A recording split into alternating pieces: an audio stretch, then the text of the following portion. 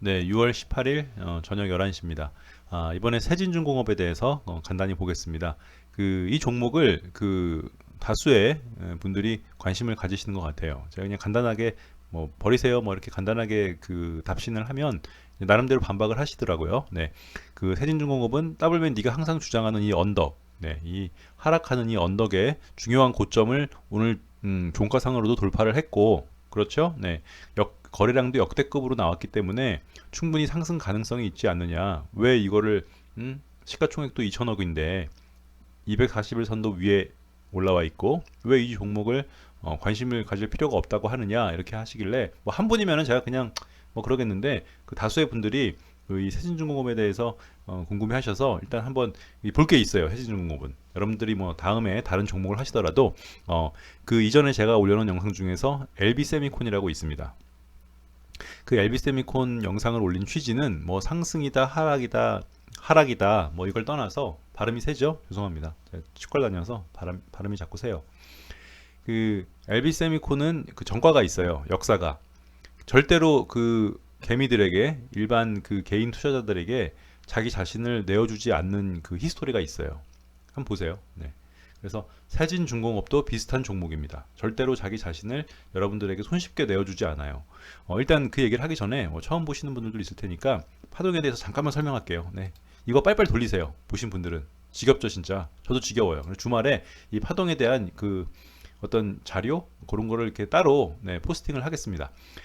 뭐 차트상에 캔들이 이렇게 막 어지러이 돼 있지만 그걸 이제 간략하게 표현하면 이렇게 표현된다고 합니다. 네, 엘리어트라는 사람이 만든 엘리어트 파동 이론이라는 거예요. 뭐 제 주장은 아니에요. 네, 파동의 취지는 지금 내가 서 있는 이 캔들에서 향후 상승을 하는지 하락을 하는지를 굉장히 정확하게 파악할 수 있는 거의 유일한 지금 지표입니다.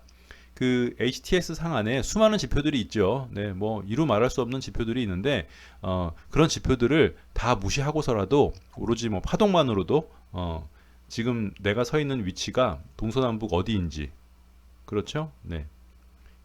뭐 그러니까 예를 들어서 북극점에 서 있는 사람은 어느 쪽으로 한 발을 내디뎌도 다 남쪽이잖아요. 북극점에 서 있으면 동서가 없죠? 네. 여러분, 그런 것처럼 이 혼란한 차트 안에서 지금 내가 서 있는 곳은 어디인가를 이제 나타내주는 가장 확실한 어떤 이정표죠. 네. 일단 상승은 이렇게 세 번의 상승으로 이루어지고요. 하락은 이제 이런 모양으로 이루어지는데 뭐 요 모양이야 뭐 단순하니까 여러분 그냥 보시면 직관적으로 보실 수 있겠고요. 좀 더 세부적으로 들어가자면 세 개가 한 세트입니다. 빨간 거 세 개가 상승의 한 세트, 파란 거 세 개가 상승의 한 세트인데 세트는 3개, 5개, 7개, 9개, 11개 이렇게 홀수로 세트화돼서 지표상에 나타나집니다. 그냥 들으세요. 뭐 외우셔도 됩니다. 그래서 이렇게 상승하는 곳에는 3번, 이 안에 3번씩 이렇게 상승의 빨간 군집들이 있겠죠. 캔들의 군집들이. 그리고 하락할 때는 파란 거 3개. 그런데 이제 이렇게 상승하는 흐름에서 거꾸로 조정이라 그러죠. 일반적으로 이제 이 관련 업계 용어는 조정이라고 합니다. 조정은 2개. 요 안에는 2개예요. 그러니까 거꾸로 가는 거. 상승인데 얘는 지금 아래로 내려가려고 하니까 이 안에는 2개. 그리고 내려오는데 우리 눈에 보기에는 이게 상승이지만 지금 하락하고 있는 와중에 얘는 거꾸로 가려고 하니까 여기는 2개가 있습니다. 그래서 3개, 2개, 3개, 2개, 3개. 내려가니까 3개, 2개, 3개. 이렇게 이제 간단하게 이루어져 있다라고만 그냥 간단하게 알아두시죠. 외우세요. 네. 우리 뭐 원리를 제대로 몰라도 외우지 않습니까, 여러분? 네. 뭐 중선 정리, 헤론의 공식 이런 거 다 외우잖아요, 그냥. 이제 그런 식으로 이루어지는데 일단 세진중공업은요, 여러분 보통 우리가 역사적 정고점을 돌파하거나 정고점을 돌파할 때 굉장히 좋아들 하죠, 사람들이. 가장 큰 이유는 역사적 정고점을 돌파하면 위에 매물대가 없는 거예요. 위에 물린 사람이 없기 때문에 마음만 먹어서 으라차차 하면은 뭐 굉장히 주가를 손쉽게 올릴 수 있을 겁니다. 물린 사람이 없으니까 그 위에 있는 사람들은 전부 다 내 주식은 오를 거라는 희망이 있겠죠? 역사적 정고점을 돌파하면. 지금 현재는 뭐 빅텍이 그렇습니다. 빅텍. 네, 역사적 정고점을 돌파하면 얼마나 힘이 세는지. 그리고 신규 상장주 같은 경우에도 여러분이 자꾸 신규 상장주를 제가 아예 다루지 않는 이유가 신규 상장주는 역사적 그 히스토리도 없고 과거의 그 데이터도 없을 뿐더러 신규 상장주는 상승한다고 무조건 따라잡지 마시고 신규 상승주가 상승하더라도 하락할 때가 있을 거예요. 그러면 그 하락을 다 끝마치고 다시 정고점을 돌파할 때, 그러니까 신규 상장주는 정고점 돌파가 곧 역사적 정고점이죠. 역사적 고점이죠. 저절로. 그렇기 때문에 신규 상장주 같은 경우에 접근 방법은 상승을 하고 하락하고 다시 그 전 고점을 돌파할 때 잡으시면 큰 이득을 얻을 수 있어요. 뭐 매드팩토도 그렇고 ITM 반도체도 그렇고, 네, 뭐 신규 상장주, 뭐 리메드, 네, 리메드입니다. 네, 네, 제 치과 치료 때문에 자꾸 발음을 꽈요. 죄송합니다.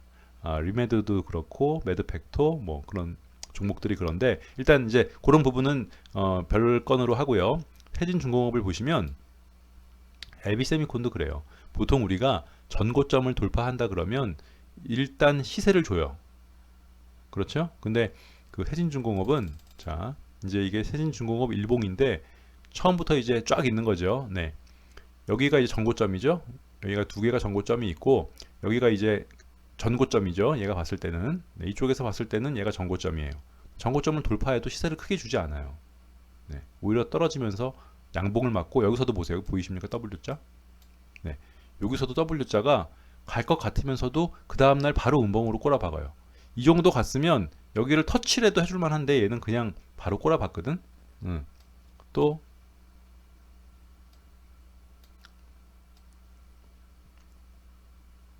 자 보세요.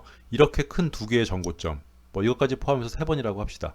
여기를 뚫고자 했던 이 두 번의 전고점을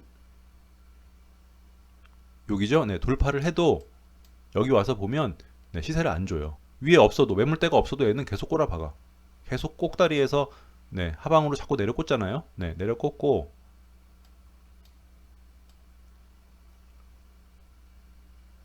자 이때도 많은 사람들이 예, 작년 아닙니까? 작년에도 한번 그랬었는데 작년이죠. 네, 이게 작년이에요. 제가 그래서 이 종목을 기억해요. 작년에 이 부분에서 여기에 전고점을 이제 뚫으리라고 봤어요. 다들. 왜냐면은 굉장히 기세가 좋아서 쭉쭉쭉쭉 올라가지만 뚫지 못했죠. 네, 뚫지 못하니까 바로 여기까지 그냥 꼬라박은 거예요. 네, 연말까지 계속 꼬라박는 거예요. 그래서 이제 W자 모양, 보통 일반 W자 모양은 여러분들이 그 다른 종목에도 정말 자주 나오는 거니까요. 네, 어디 갔나요? 없나요?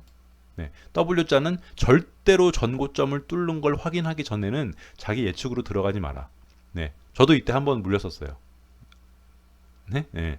아니 저 까다롭게 고르잖아요 종목. 난 내가 생각해도 정말 제가 까다롭게 종목을 고르는데 이때는 분명히 이걸 돌파할 줄 알고 좀 미리 샀어요. 대우건설처럼, 네, 대우건설처럼 미리 샀는데 절대로 미리 사시면 안 돼요.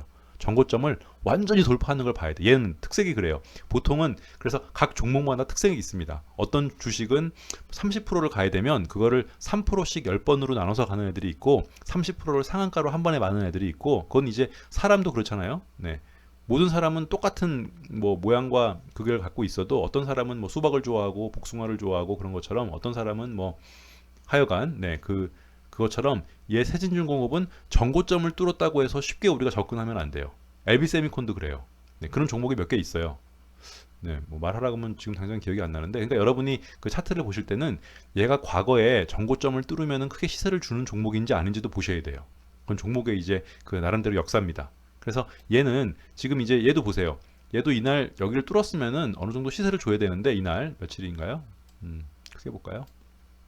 이날 여기를 이제 뚫었으면은 시세를 줘야 되는데 당일로 꼬라박았죠. 6월 4일날. 네. 근데 뭐 그 다음날 약간의 반등도 없이 바로 꼬라박았어요. 근데 오늘도 이제 고점에서 고점도 아니죠. 아무튼 여기 그 언덕을 네. 여기 이제 언덕에서 무너져서 했는데 보통 이제 이 정도 올라오면 제가 일반적인 종목이면 여기 언덕도 뚫었겠다. 당연히 전고점 여기 5,620원을 향해서 스타트합니다라고 말했을 거예요. 근데 얘는 그게 만만치가 않아요. 이런 종목은 여기를 막말로 뚫어도 막말이란 용어는 괜찮겠죠? 네. 막말로 뚫어도 불안해 항상.